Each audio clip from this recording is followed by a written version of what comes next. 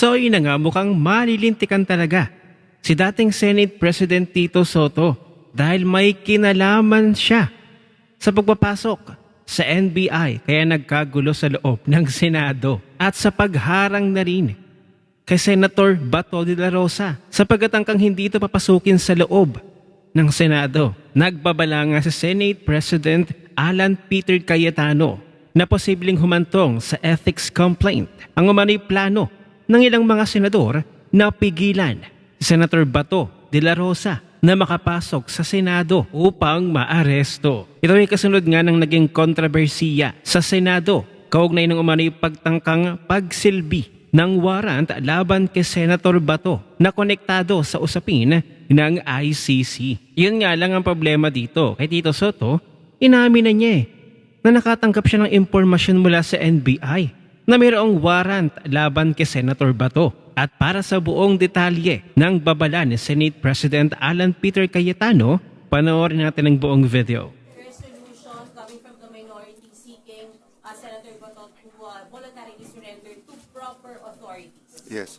May konting kabastusan yung resolution Yun. because I saw, assuming correct, I don't like making assumptions, pero assuming correct yung sinabi ni Senator Lacson that he will clarify ang point niya pag na-exhaust na lahat ng legal remedies. First and foremost, we've said that paulit-ulit. Para na kaming sirang plaka. Di ba? Na paulit-ulit that senators, just like any individual, can exhaust and should be given the ability to exhaust all legal remedies. And then pag na-exhaust lahat, then of course we will surrender them. Usually the senators themselves surrender themselves and we will assist. Put it like this, kung meron tayong hearing, pinipilit namin kayong ilagay yung source nyo. And then we held you in contempt. Tapos kayo'y kinustody ng editor nyo. At sinabi ng editor, hindi, merong karapatan ang reporter, wag sabihin kung sino source niya. What will you do? You'll go to court. Pero pag umabot hanggang Supreme Court yan, at dumating sa inyo na may warrant na legal, legitimate from a Philippine court at wala nang ibang usapan pa, ang editor mismo magsasabi sa inyo, Yes. we will protect your rights, dadaling ka, we'll make sure you're safe, but kailangan mo nang sumama. So walang difference dito. Sila ang nagpapalaki ng issue. So kahapon, nagsalita si Senator Pangilinan kung pwedeng hindi na pag-usapan yon, hindi pwede. In fact, baka malipat ito from the Committee on Rules and Public Order to the Committee on Ethics kasi so far lumalabas, it was really a plot to stop him from coming here. Planado yan. Even the NBI may statement ngayon na dun sa former majority, maayos sana yung pag-aresto. Hindi yun ang tradisyon sa Senado. Oo. Kung si Senate President so, although pa. the Senate President said his piece yesterday, so far, ang sinasabi ng dating Sergeant at Arms at ng NBI Director is that nakita niya yung warrant at coordinated sa kanya. Kung si Tito Soto pa. Kaya makikita niyo po, nakakalat ang mga agents Yung dating all Senate over the President, Senate yesterday. This is the first time that happened. Hindi po excuse yung akala mo hindi dadating. Oh. Pwede ba yun? Akala mo hindi dadating? Hindi pwedeng ganun.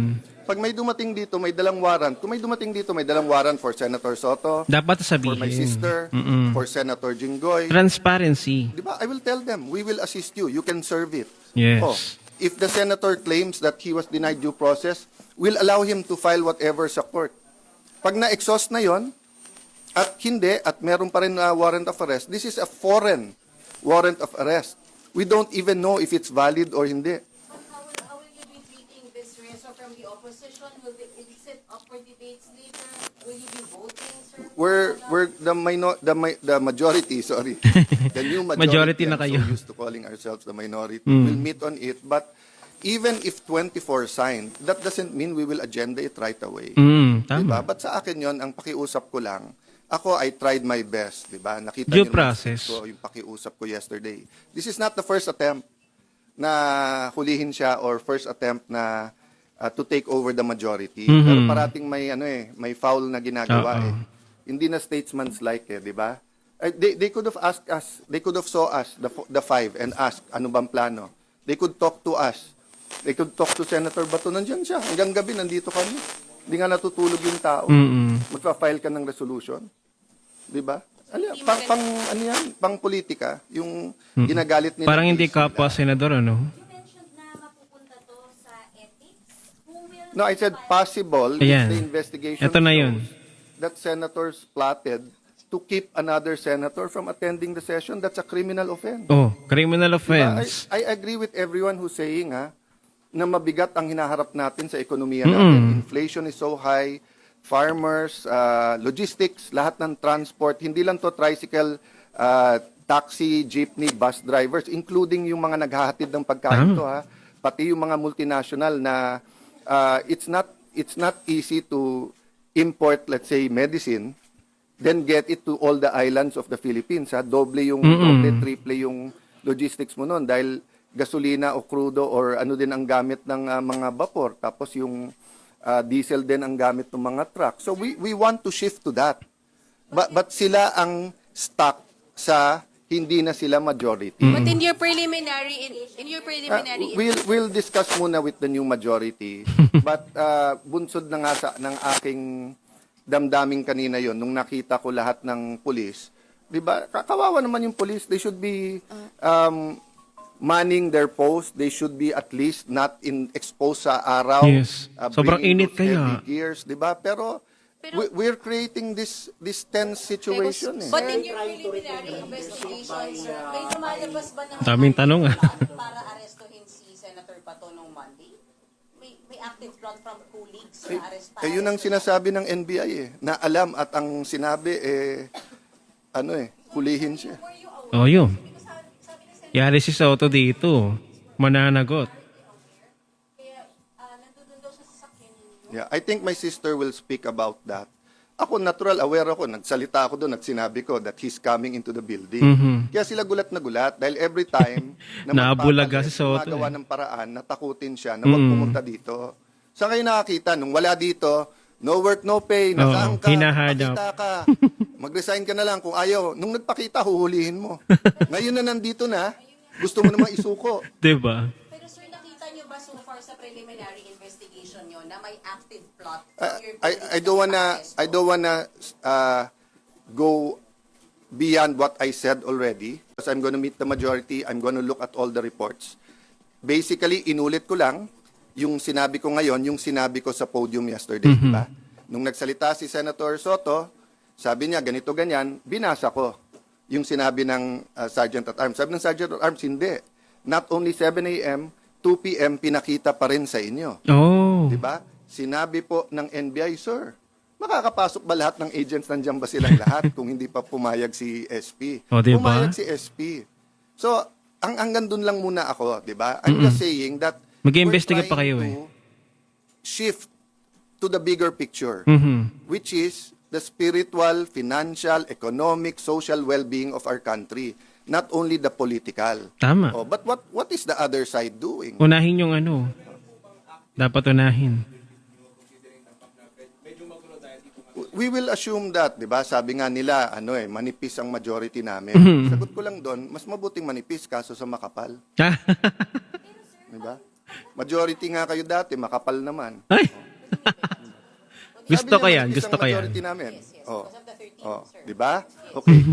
So, Makapal. at the very least, Makapal ang maleta, siguro. pinakarespeto natin sa kapwa senador, Tama. makapasok ka, you can use the facilities of the Senate, hindi ka sinusundan ng CCTV, hindi ka trinethreaten, hindi nag-iimbento ng mga accusations sa kapwa, 'di ba? Hindi tinatakot yung kasama mo sa majority.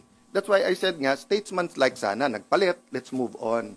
Pero Oo sa nga. ginagawa nila ngayon, parang pinipilit nilang magsalita Yes. kami kung bakit tumagal ang palitan Hindi nila matanggap. ng leadership. Nakakabigla kung daw. papalitan nila kami, all they have to do is go upstairs. Nung natalo ako kay Senator Pimentel ng 2016, nag-dinner pa kami kasama si PRRD, with Senator Soto, Senator Lacson. I think Senator Pimentel was there. Nagkamayan pa kami sa Malacanang bago. Then I didn't go to the SONA. I didn't go here. Sa SONA na ako pumunta. Oh. Nung nagpalit at naging Senate President si Senator Subiri, wala namang problema eh. Nung umakyat kami ni Senator So sports lang talaga ito si Escudero, pinakita sa Cayetano. kanya, mga boss, may pirmahan. Yakapan pa kami. Mhm. Siyempre may konting sinong bumaliktad, sinong gano'n. Private lang yun. Oo. Diba? So, nung pumalit si Senator Soto, ang umakyat napaka-close pa sa amin. Mm. Umakyat kay Senator Cheese. O, siya pa nag-oath eh. O. So, before the break, alam nila may hawak akong 14. Hindi dapat ako. It was someone else. Okay. Anong ginawa nila? May ginawa sila. Mm. Para hindi kami umabot ng 14. Yun. So ngayon, choice nila kasi hindi namin sila atrasan. Oo. Pero sana isipin nila yung mga pulis na sa labas. Sana isipin nila yung oras nyo sa news. Mhm. Would you rather be reporting on inflation, on Dapat. tourism, on gas prices, 'di ba, on education, on the super El Nino? Or would you rather keep talking about Bato? O, diba? Tama Wala naman naman. sine si Bato eh. Tama naman. Hindi naman box office yung kay Bato. So may legal issue. So let the court decide. Can Oh, we move on from that? Diba? Diba? Ang galing nito. Ang galing. We're meeting right after with the acting majority leader. There's always a threat. Kaya lalo nga ito na mainit ang politika. I'm ready at any time. Yo. I didn't ask for this. If natuloy yung ating palit ng leadership bago nung break, hindi ako ang Senate President. Oh. Kung hindi ako tumulong kay Senator Cheese, hindi din. I don't want to discuss na yung each and every member nga. Kasi nga, let's face it, di ba? 24 lang kami. We have to work with each other. And the problems facing our country doesn't have political color. Magkakasiraan pa ba Yung sila? 7% inflation ba, kulay green ba yon or kulay yellow or kulay red? Hindi. Di ba? Pag yung tao walang mabiling gamot, yung DOH, siguro yon, trabaho muna. Mag-resign na si Secretary Herbosa. Nangako siya dito during the budget hearings, wala nang delay. Di ba? Ang City of Taguig nakabili ng flu vaccines. Binabakunahan na, mahigit 100,000 ang aming ang aming senior citizens. Bakit ang DOH huli na naman? Ay. Di ba may southern at northern hemisphere? May problema talaga. Patapos na yung isang hemisphere, papunta na dun sa kabila. Hindi pa tayo nakakabili. Masasabi mo ba sa senior citizen na nagka-flu, tapos nagka-pneumonia, namatay? Diba? Masasabi mo ba, sorry, kasi we failed sa Wala eh. Iba kasing inaasikaso ng administrasyon na ito. So ito yung maganda bilang isang Senate President, isang tunay na abogado. Tingnan mo kung paano siya magsalita, the way siya magsalita. Alam niya ang kanyang ginagawa, alam niya ang kanyang sinasabi at nagbe-base siya sa ating Constitution. At ang mga naman siya, alangang unahin pa natin yung issue ni Bato, meron naman tayong korte. So dapat mag-focus tayo sa tunay na problema ng bansa. Ang sabi nga niya, ang taas na ng inflation, kagutuman ng mga Pilipino, kahirapan sa edukasyon, sa healthcare. Abay halos na yata lahat ng problema ay inako na ng administrasyong ito. Pero itong mga kasali dito sa dating majority na naging minority na ngayon, ang inaasikaso pa rin nila ay politika. Hindi na naawa sa taong bayan. Di ba napakagaling magsalita kapag isang tunay na abogado talaga, detalyado. Di tulad ng isang pinalitan niya na Senate President, Diyos ko, hanggang acting lang yata at hanggang noon time show lang ang alam. So dapat magkaroon na tayo ng pamantayan sa mga tatakbong senador. Dapat ganito eh. Uunahin ang kapakanan ng mga Pilipino at syempre dapat abogado. Dapat talaga siguro kapag senador ka at magko-congressman ka, ay dapat abogado ka din. Yung lisensyado. Sana nga isama na sa qualification ng pagiging senator, congressman, ang pagiging abogado para naman may saysay ang kanilang posisyon sa gobyerno. Isa rin sa napansin ko sa sinabi ni Senate President Alan Peter Cayetano ay pinuna niya yung sinabi ni dating Senate President Tito Soto na itong daw minority ay manipis daw. At sila daw na dating majority ay makapal. Ay mas okay daw yung manipis kaysa daw sa majority nga, pero ang kapal. Naisip ko bigla, ano ba yung makapal? Makapal ang mukha o makapal yung maleta?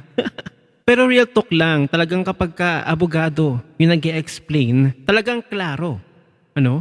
klaro yung explanation. At sa panibagong liderato ngayon sa Senado, sa ating bagong Senate President Alan Peter Cayetano, may tsansa pa kaya na masungkit ulit at makuha ni dating Senate President Tito Soto ang liderato sa Senado. At ngayong bago na ang ating Senate President at isang tunay na abogado, ito na kaya ang simula ng pagbabago sa administrasyon na ito, na kahit man lang sana sa Senado, at the way na makipag-usap, magsalita sa Senate President Alan Peter Cayetano, ay talagang magiging interesado ka na makinig sa kanyang mga sinasabi dahil nga isang abogado. Iba na ang matalino at may alam. Ano ang inyong opinyon?